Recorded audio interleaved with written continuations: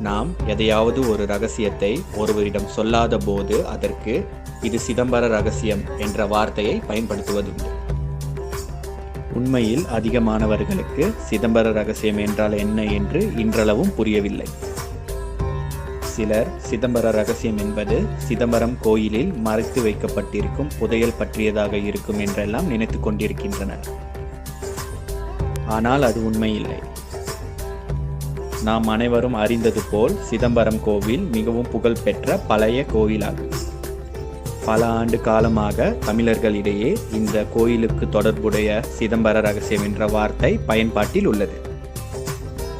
சிதம்பர ரகசியம் என்பது இன்று இருக்கும் சிதம்பர கோயிலின் சிவன் சபையின் வலது பக்கத்தில் உள்ள ஒரு சிறு வாசலில் உள்ளே மறைந்திருக்கிறது. அதாவது இந்த சிறிய வாசல் திரை அகற்றப்பட்டு ஆர்த்தி காட்டப்படும். அந்த வாசல்